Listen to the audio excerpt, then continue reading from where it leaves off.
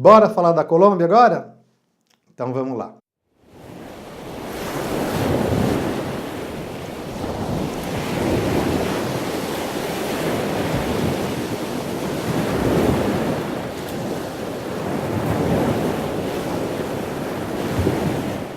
Fernando Daza, aqui de novo. Vamos começar a falar da Colômbia então. Esse primeiro vídeo que eu vou fazer é uma global do país, de como ele está inserido na América Latina, um pouco sobre a história, geografia, cultura, para que a gente possa entender as peculiaridades não só culturais, gastronômicas, mas de cada cidade e dos colombianos. Colômbia. Bom, história todo mundo sabe um pouco, né? Colonização hispânica, diferente da colonização portuguesa. Chegam os espanhóis, entram pelo norte, pelo Caribe, descem por toda a América Latina. 1700, 1800, existia o que se chamava a Gran Colômbia, que hoje seria o território da Venezuela, da Colômbia e do Equador. Se vocês notarem, as bandeiras desses três países são muito semelhantes. Só muda o íconezinho central de cada bandeira. A Colômbia hoje tem um pouco mais de 40 milhões de habitantes. Bogotá, a capital, tem algo por volta de 7 milhões. É um país muito peculiar, sobretudo geograficamente. Se você for analisar a Colômbia, que faz fronteira com o Brasil ali em cima, a linha do Equador passa na parte sul da Colômbia, que é exatamente a parte de florestas da Colômbia. Você vai subindo pela Colômbia, você sai da floresta amazônica e entra na região das cordilheiras, que na Colômbia, a Cordilheira dos Andes se divide em três, são três grandes formações, Cordilheira Oriental, Central e Ocidental.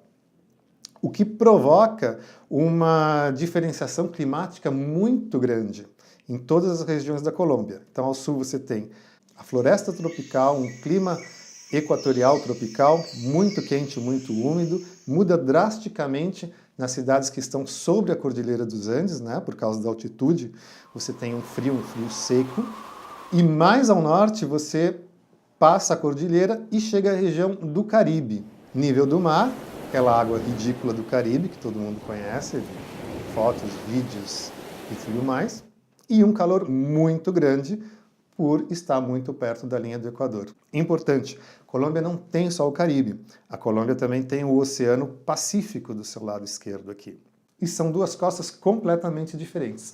Não só geograficamente, paisagens, mas culturalmente muito diferentes. Até o idioma, o sotaque, né, o acento, é bem diferente em todas essas regiões. É um país que tem o tamanho do estado do Pará, aproximadamente aqui no Brasil, e tem 40 milhões de pessoas ocupando essa região.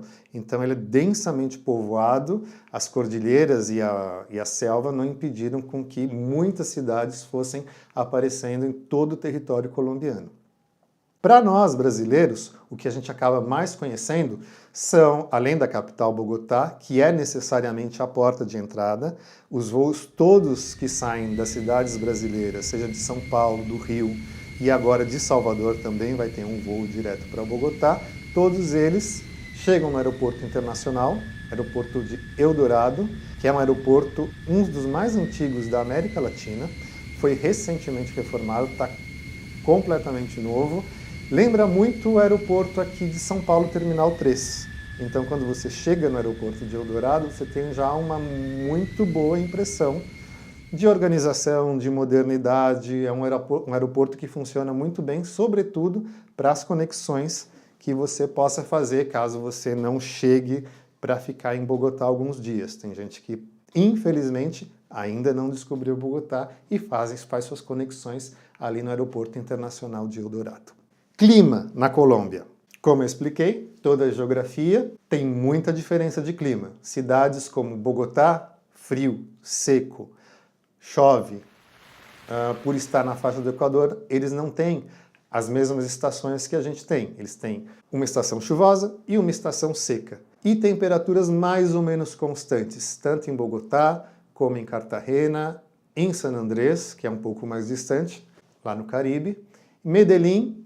Por isso, quando a gente vai para a Colômbia, é sempre bom ter isso em mente. Quando a gente for fazer a mala, tem que levar roupa de frio, tem que levar roupa de calor e alguns outros detalhes que quando eu for falando os vídeos de cada cidade a gente vai esmiuçando, explicando e dando as dicas do que levar para não ter nenhuma surpresa, nenhum problema. Tá?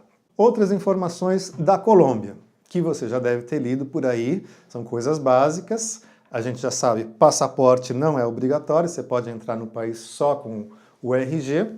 Vacina de febre amarela, por favor, no caso não só para a Colômbia, mas hoje em dia, infelizmente, mais por causa do Brasil, as autoridades colombianas estão exigindo a vacina de febre amarela agora, isso na data de hoje. Pode ser que em algum momento isso mude. Mas vacina de febre amarela, RG, suficiente para chegar na Colômbia. Peso colombiano, moeda local. Nunca foi cortado zeros, então eles têm uns números muito grandes lá. Tipo, R$1.000 aqui é 1 milhão lá. Eles sempre trabalham com 3 zeros a mais.